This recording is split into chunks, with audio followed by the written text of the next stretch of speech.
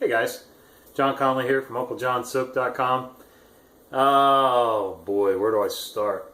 Recently, we took the kids on a field trip over to Baltimore to Port Discovery Museum.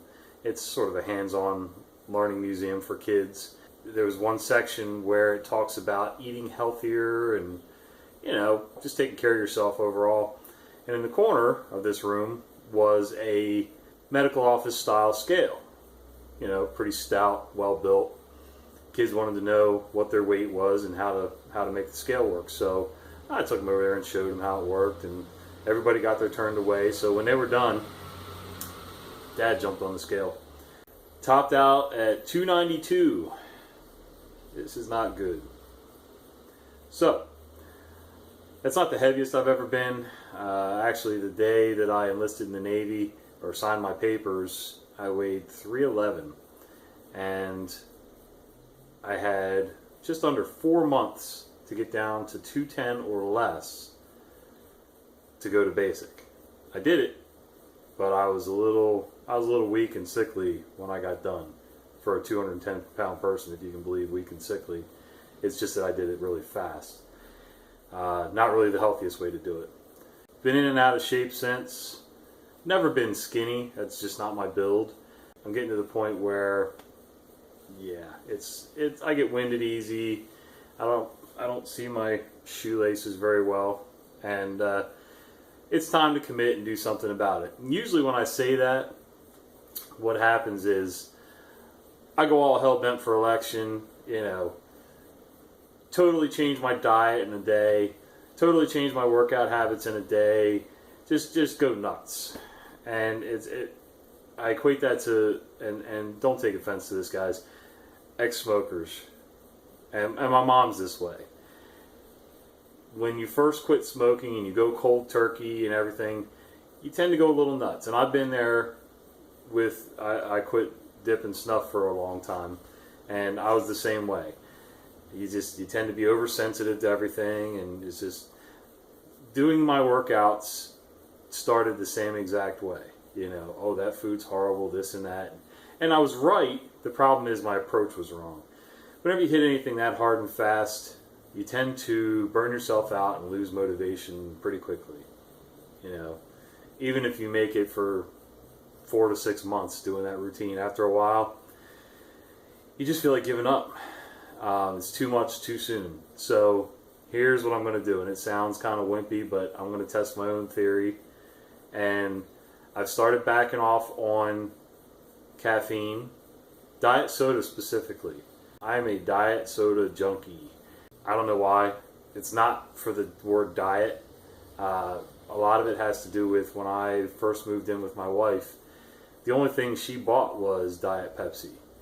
And she did all the shopping, and I was lazy, and I learned to adapt. And I actually got to the point where I liked the taste of Diet Pepsi better than regular Pepsi, Diet Coke rather than regular Coke. It's weird, but it's true. So, I started backing off on that. I have not totally given it up. I don't want to injure anybody going straight off of caffeine. I have added more water to my daily routine.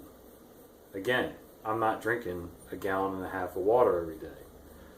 I have supplemented what I stopped drinking in diet sodas with water, and then added a couple extra glasses a day to that. I have started working out this week, earlier in the week. Today is Friday. So I've had 2 workouts so far, one upper body, one lower body. Went a little nuts with the upper body workout because I used to love lifting heavy. Never had a problem lifting weights, even when I was fat. Fat didn't mean I wasn't strong. So just was muscles with a gut. Anyway, so I went a little heavy with the upper body workout. Not much cardio.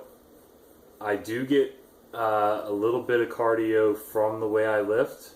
I do just enough cardio to either warm up before my workout and get the blood flowing, or I do it at the end as a cool down on lower body day, leg day. So, there it is in a nutshell. I also I've read probably thousands of articles over the years about the great debate on cardio versus lifting for losing fat and, burning calories and getting fit and getting trim. While I have all the information up here, I have not usually applied it well to my gut, to me. So I'm going to start applying it. And the science makes sense. Cardio is great for your cardiovascular system, your breathing, your heart, all that. I know I'm going to need it.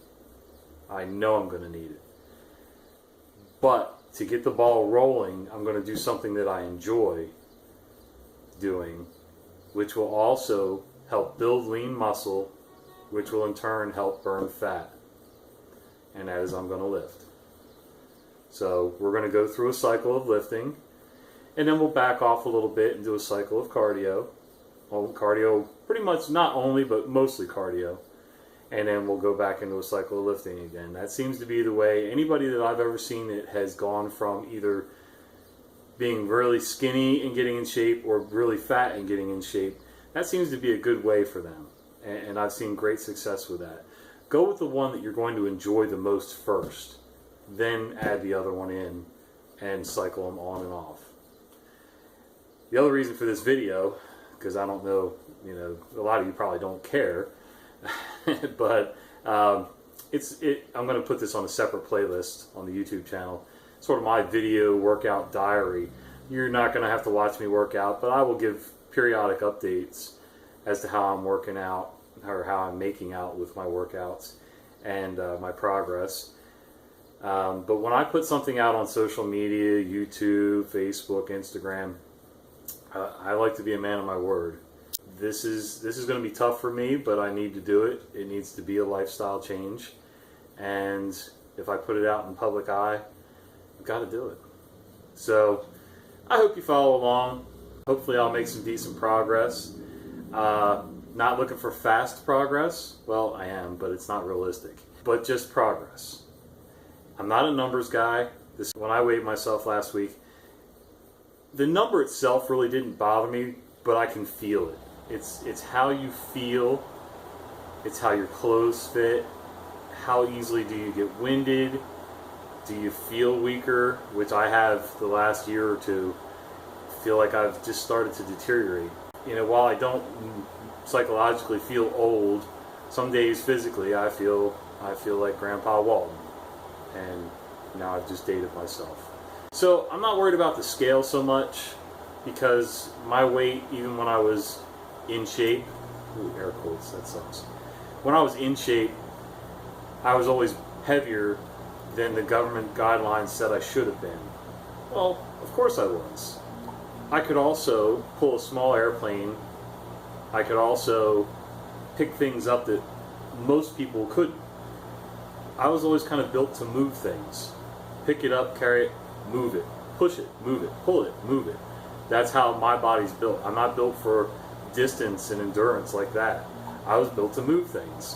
When I did construction, whether it was grabbing the end of a steel beam or, carrying a stack of 2x4s or, 2 or 3 sheets of plywood, that's what I did. I carried things and moved things. Demolition, one of my favorite things in the world. I could swing a sledgehammer all day back when I was a teenager and in my early 20s. Now I don't even want to pick one up. But anyway, hopefully you'll follow along, and hopefully I won't disappoint myself, because really it's all about me. Yeah, it's all about me. But this is about me first. Getting to a point where I can be comfortable in my own skin and maybe be around long enough to watch my grandkids grow up. That's my main motivator right there. Not that I have any grandkids yet, but I'm hoping. And if any of you have any helpful tips, I'm willing to listen. And maybe one of these episodes I will lay out my workout routine and kind of lay it out there for you. Alright guys, have a great afternoon, and if you have any questions for me or comments, comment down below. If you catch this on Facebook, you can comment on my Facebook page or the post. I hope you have a great weekend. Take care.